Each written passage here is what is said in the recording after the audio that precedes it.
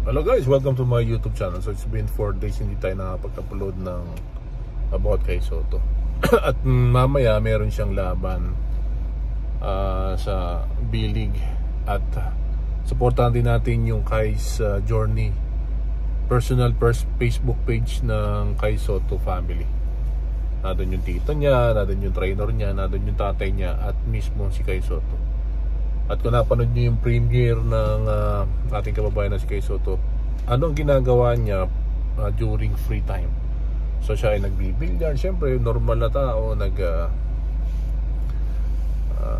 meron siyang mga hobby rin na kasama niya yung mga kamag-anak niya. Ang kagandahan, merong family supporting system ang ating kababayan na si Kai Soto, at talagang nagtatry sila ng mga new tricks para lumakas yung upper at lower body ng ating kababayan na si Kai Soto.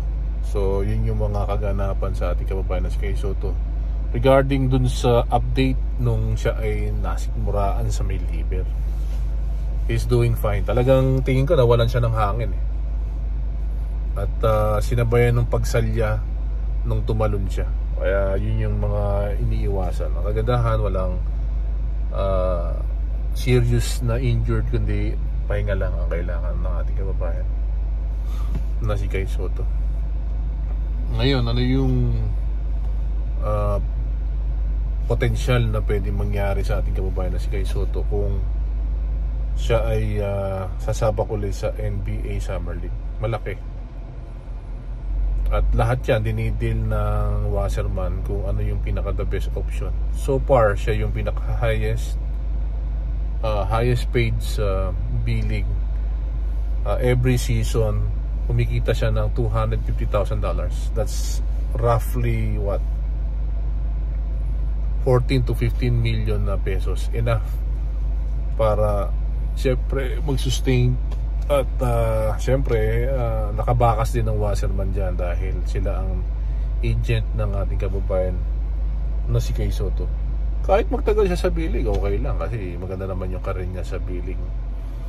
Talagang siyempre best option pa rin niya kung mabibigyan ng pagkakataon, at mas malaki ang kikitain niya of course sa NBA.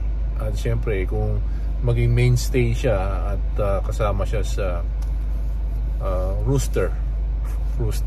roster ng isang NBA team, mas maganda. Pinakamababa na yan is around $2 to $3 million in 1 or 2 years. So talagang 6 times or 8 times more sa nasesweldo niya sa B-League. Pero bakit hindi nila pinipili ang PBA na pwede naman sila maglaro na sa ating bayan? Kasi maliit. Para lang yung, kahit ako isang public school teacher sa Pilipinas, ginibab ko yung aking pagtuturo sa Pilipinas at napunta ako dito sa American Samoa para magturo. Same thing, dahil ang sweldo ay 5 to 6 times ang difference, at mas nakakaipon, mas maganda buhay. Same thing with the professional basketball player. Yun na pinipili nila, kaya nadyan sila sa ibang bansa. Ngayon, balik tayo sa ating kababayan na si Kai Soto. Mamaya ma-excite na naman tayo sa pwedeng ipakita ng ating kababayan na si Kai Soto. At naniniwala ako pupunto siya ng double-double ulit.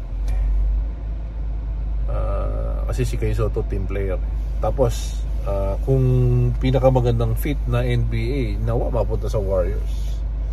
Kasi kulang sila ng sentro at mag-fit si Kai Soto kung sakali sa Warriors dahil alam nyo paano gamitin ang kanyang height.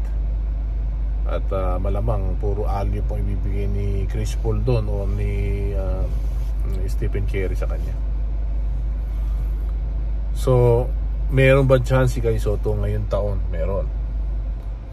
Ilang porsyento? 100%. Kaya lang guys, please like, share, subscribe to my channel.